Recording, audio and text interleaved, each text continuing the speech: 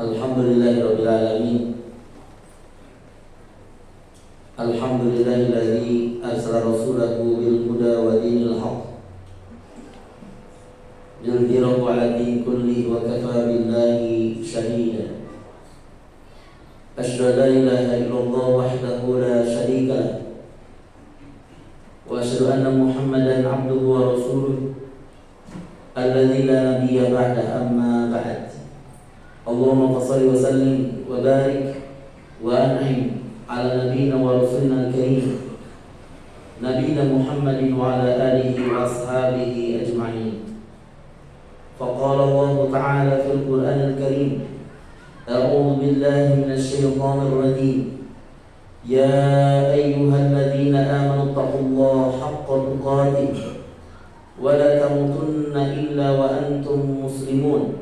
Fa'usikum binafsi wa iyyakum bitaqwallah faqad fazal muttaqun. Wa qala 'azza wa jalla, la tajidu qauman yu'minuna billahi wal yawmil akhir yuwadduna man hadda Allah wa rasulahu walau kanu aba'ahum aw abna'ahum aw ikhwanahum aw 'ashiratahum al-ayat. Para hadirin ikhwatiman yang sama-sama mengharap dari Allah Subhanahu wa taala. Alhamdulillah, segala puji dan syukur marilah senantiasa kita panjatkan kehadirat Allah Subhanahu wa taala,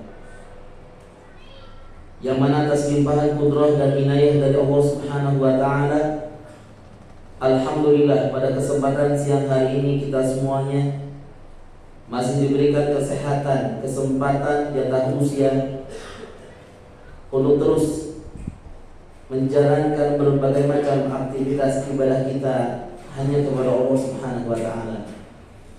Yang tentunya kita semuanya berharap mudah-mudahan segenap amal ibadah kita diterima oleh Allah Subhanahu wa taala. Amin ya rabbal alamin. Salawat dan salam telah kita haturkan untuk junjungan kita, Nabi kita, tauladan kita, Nabi yang kita rindukan syafaatnya di yaumul qiyamah kelak, yaitu baginda Nabi Muhammad sallallahu alaihi wasallam. Khatib senantiasa mengingatkan kita semuanya, marilah kita tingkatkan kualitas iman dan takwa kita kepada Allah Subhanahu wa taala. Para hadirin ikhwatiman rahimakumullah, insyaallah pada kesempatan khutbah kali ini khatib akan menyampaikan tema tentang kisah seorang sahabat yang mulia yang bernama sahabat Abu Ubaidah bin Al-Jarrah. Nama asli beliau, nama lengkapnya adalah Amir bin Abdullah bin Al-Jarrah radhiyallahu anhu. Hanya kunyah yang disematkan kepada beliau ini mengalahkan nama aslinya dari sisi kepopuleran, karena kita lebih mengenal sahabat ini dengan sebutan Abu Ubaidah bin Al-Jarrah daripada nama aslinya itu Amir bin Abdullah. Berbicara tentang Abu Ubaidah bin Al-Jarrah, Rasulullah SAW pernah menyatakan bahwa Abu Ubaidah bin Al-Jarrah itu adalah salah seorang sahabat yang dijanjikan masuk surga. Dan berdasarkan wahyu dari Allah Subhanahu wa taala, Abu Ubaidah bin Al-Jarrah itu bisa dipastikan nanti di akhirat menjadi salah seorang penghuni surganya Allah Subhanahu wa taala. Rasul pernah bersabda, Abu Bakar fil jannah, wa Umar fil jannah, wa Utsman fil jannah, wa Ali fil jannah. Salah satu yang disebut adalah wa Abu Ubaidah bin Al-Jarrah. Abu Bakar di surga, kemudian Umar, Utsman, Ali dan sahabat-sahabat yang lainnya. Dan di antara yang disebutkan itu adalah wa Abu Ubaidah bin Al-Jarrah fil jannah. Termasuk Abu Ubaidah bin Al-Jarrah nantinya akan menjadi penghuni surga. Maka sejarawan menyebutkan ketika kita membahas tentang biografi Abu Ubaidah bin Al-Jarrah, Sebetulnya kita sedang membahas biografi salah satu calon penghuni surga. Kemudian Rasulullah SAW menyebutkan di antara keutamaan beliau, pertama, beliau adalah termasuk orang yang paling amanah di umat ini. Rasul bersabda, "Inna likulli ummatin aminan, wa inna aminana ayyatuhal ummah Abu Ubaidah bin Al-Jarrah." Sesungguhnya di antara umat itu adalah ada orang yang paling amanah. Disebut orang yang paling amanah adalah orang yang tidak akan berani mengkhianati terhadap amanah yang diembankan. Ketika seseorang diberikan jabatan kepemimpinan, maka dia tidak akan mengkhianati rakyatnya. Ketika dia diberikan kepercayaan untuk menjaga keuangan negara, maka seorang yang amanah tidak akan korupsi dan seterusnya dan seterusnya. Dan inilah pribadi karakter asli dari seorang sahabat yang bernama Abu Ubaidah bin Al-Jarrah. Makanya jangan aneh, pada saat Abu Bakar radhiyallahu anhu menjadi khalifah yang pertama setelah wafatnya Rasulullah SAW, maka Abu Bakar radhiyallahu anhu menjadikan Abu Ubaidah bin Al-Jarrah sebagai ketua pengawas perbendaharaan negara, atau mungkin kita kenal dengan sebutan Menteri Keuangan. Kenapa? Karena sosok Abu Ubaidah itu sangat dibutuhkan oleh negara. Sosok yang amanah, tidak khianat, tidak korupsi, tidak mengambil harta yang bukan haknya. Dan nanti kita akan gambarkan bagaimana sebetulnya sikap beliau terhadap dunia. Kemudian yang kedua, para hadirin ikhwati iman rahimakumullah, sahabat Abu Ubaidah bin Al-Jarrah termasuk seorang mujahidin. Dan jangan pernah ragukan tentang loyalitasnya terhadap Islam. Karena di perang yang pertama yang terjadi dalam sejarah umat Islam, yaitu perang Badar, Allah takdirkan yang namanya Abu Ubaidah bin Al-Jarrah harus berhadapan dengan ayahnya sendiri. Jadi posisinya Amir ini sudah masuk Islam. Sedangkan bapaknya yang bernama Abdullah itu ternyata masih kafir. Bahkan sebelum perang ini terjadi, Abu Ubaidah bin Al-Jarrah sudah mewanti-wanti kepada ayahnya agar tidak datang ke Madinah. Ternyata berujung datang. Dan ketika perang ini berkecamuk, ternyata di tengah-tengah perang ditakdirkan oleh Allah, Abu Ubaidah harus berhadapan dengan bapaknya sendiri yang masih kafir. Mungkin kalau kita berhadapan, meskipun itu adalah seorang ayah yang kafir, nampaknya kita tidak akan berani untuk menebas lehernya. Waluas paling lama kudu dipaehan, oke, ulah makileun sorangan, sok kita kabatur tuani saya mah banyak berumahnya bapak sorangan. Tapi tidak dengan Abu Ubaidah bin Al-Jarrah. Abu Ubaidah sudah mengajak ayahnya untuk masuk Islam, sudah memperingatkan ayahnya agar tidak datang ke Badar, sudah mewanti-wanti, bapak mah cari kue di Mekah. Tapi ternyata ayahnya datang untuk menjadi musuh Islam dan berhadapan langsung dengan Abu Ubaidah. Dan langsung ketika berhadapan dengan Abu Ubaidah, Abu Ubaidah sendiri yang menebas leher bapaknya.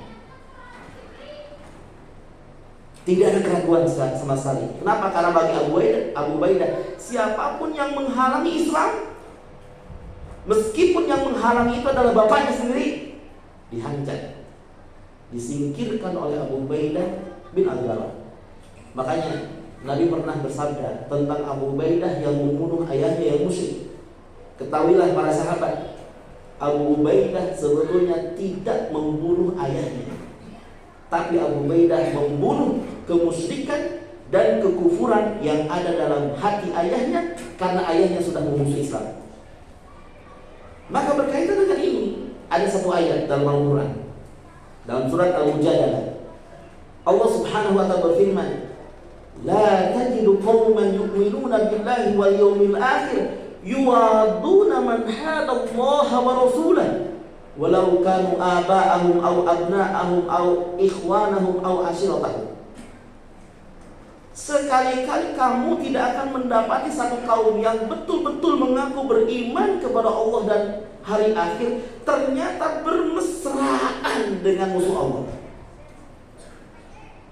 Jadi kalau ada orang yang ngaku-ngaku beriman, dia bilang beriman kepada Allah, beriman kepada hari akhir, agamanya Islam, di KTP juga dibuktikan dengan Islam, tapi ternyata dengan musuh Allah bergandengan tangan, cipika-cipiki, malah saling sowan, saling kunjungan.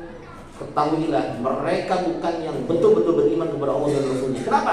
Karena dengan musuh itu tampakkan kebencian, perlihatkan kebencian.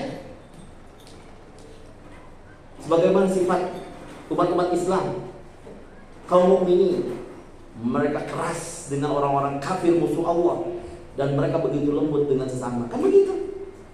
Ieu mah jeung batur, ciga dulur, ari jeung dulur sorangan, ciga deungeun. Jangan seperti itu. Lihat buktinya, potretnya Abu Ubaidah bin Al-Jarrah meskipun dengan bapaknya sendiri.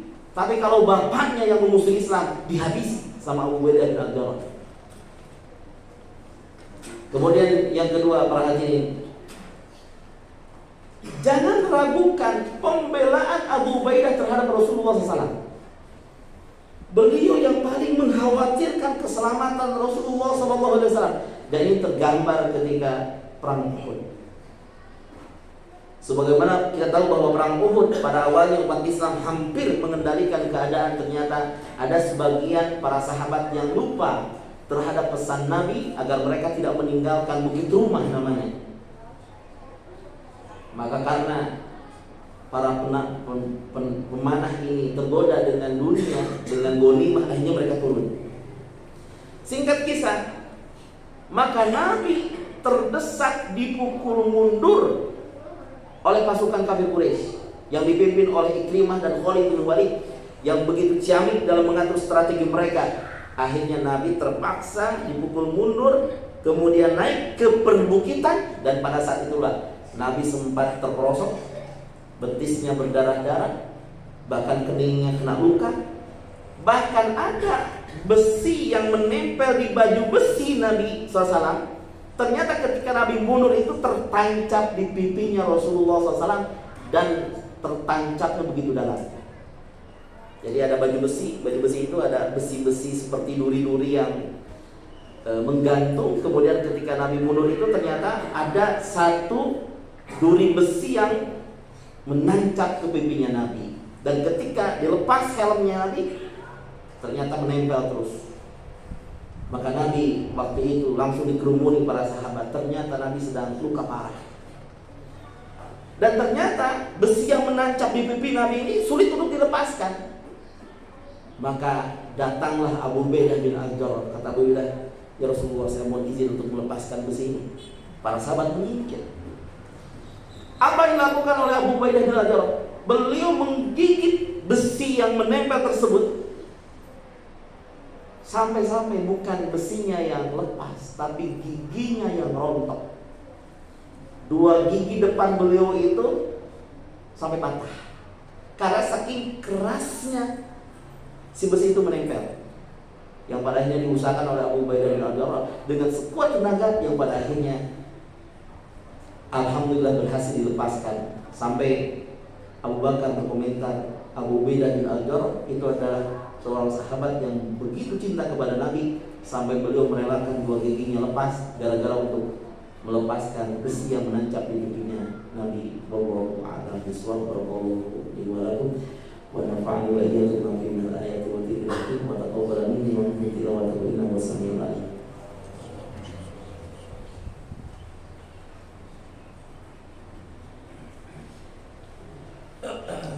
Alhamdulillah wa syukrulillah la ilaha illallah wahdahu la syarika lah wa asyhadu anna Muhammadan abduhu wa rasuluhu la nabiyya ba'da amma ba'd. Ketika Amr bin As menyiapkan pasukan untuk membela Palestina, untuk menaklukkan Palestina, berhadapan dengan kerajaan Romawi yang berpusat di Baitul Maqdis, ternyata pasukan yang disiapkan oleh Amr bin As kewalahan untuk menghadapi bangsa Romawi. Mereka begitu kuat dengan pertahanan yang cukup kuat. Alhasil datanglah Abu Ubaidah bin Al-Jarrah dengan pasukannya. Karena masing-masing punya pasukan. Amr bin As punya pasukan, Abu Ubaidah bin Al-Jarrah datang dari Suriah membawa pasukan. Alhamdulillah, dua pasukan besar digabung. Pasukan Amr bin As digabung dengan pasukan Abu Ubaidah bin Al-Jarrah, dan Abu Ubaidah menjadi pemimpin umum, menjadi panglima umum dan untuk keseluruhan pasukan. Akhirnya apa? Ketika Abu Ubaidah dan pasukan para mujahidin berhadapan dengan tentara Romawi, mereka angkat tangan. Mereka gak berani untuk menghadapi kaum muslimin. Bahkan mereka yang minta untuk damai dengan satu syarat. Mereka siap untuk berdamai dengan umat Islam asalkan Umar bin Khattab dari Madinah datang sendiri ke Palestina untuk mengambil kunci Palestina. Itu sejarah. Maka dari sejarah ini kita bisa lihat bahwa Abu Ubaidah berperan dalam memerdekakan Palestina. Dan semenjak Umar datang kemudian mengambil kunci Palestina, semenjak itulah Umar bin Khattab sebagai khalifah berikrar bahwa tanah Palestina itu adalah sudah diwakafkan untuk seluruh umat Islam. Siapapun umat Islam yang ingin tinggal di Palestina silahkan saja. Artinya yang bertanggung jawab untuk memerdekakan Palestina dari penjajahan Zionis Israel itu adalah kita semuanya. Dan dari semenjak Abu Ubaidah bin Al-Jarrah sampai hari ini terus bergantian pejuang demi pejuang. Sudah ribuan, bahkan puluhan ribu mereka yang gugur untuk mempertahankan tanah airnya sendiri. Termasuk yang paling terakhir itu adalah Allahyarham Ismail Haniyeh. Mudah-mudahan Allah Subhanahu wa taala menerima segala amal ibadahnya dan menjadikannya di barisan kaum syuhada. Amin ya rabbal alamin.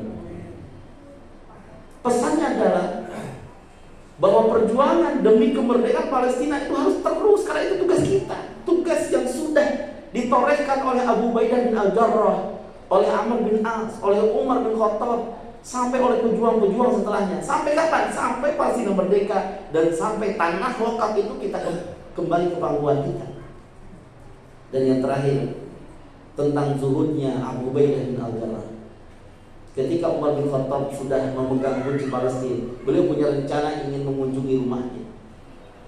Ternyata rumahnya Abu Ubaidah bukanlah bak istana yang megah, gedung yang megah, bukan.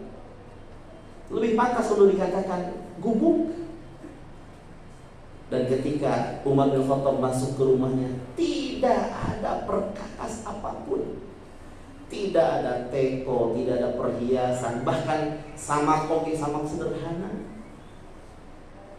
Bahkan ketika Umar masuk, disuguhan kue-kue acan. Kenapa? Karena dari awal ketika beliau memimpin satu wilayah Abu Ubaidah bin Al-Jarrah, termasuk mengurus keuangan rakyat, bukan untuk kepentingan pribadi. Beliau tidak pernah menyisihkan sesen pun yang bukan haknya untuk dikonsumsi untuk dirinya, untuk keluarganya. Makanya beliau tidak pernah menyisakan itu untuk kehidupan dunianya. Ketika ditanya, kenapa Anda lakukan demikian? Karena bagi Abu Ubaidah bin Al-Jarrah, tujuan hidup yang utama itu adalah akhirat, bukan dunia. Yang namanya dunia, meskipun banyak tetaplah sedikit, meskipun lama tetaplah singkat.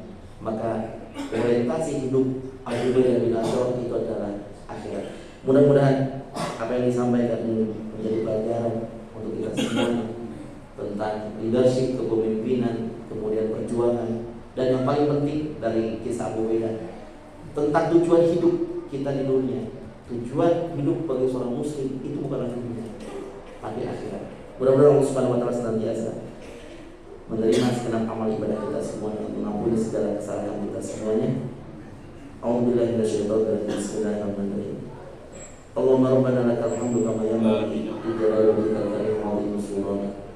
Allahumma ighfir lil muslimina wal muslimat wal mu'minina wal mu'minat al ahya'i minhum wal amwat innaka sami'un qaribun mujibud da'wat.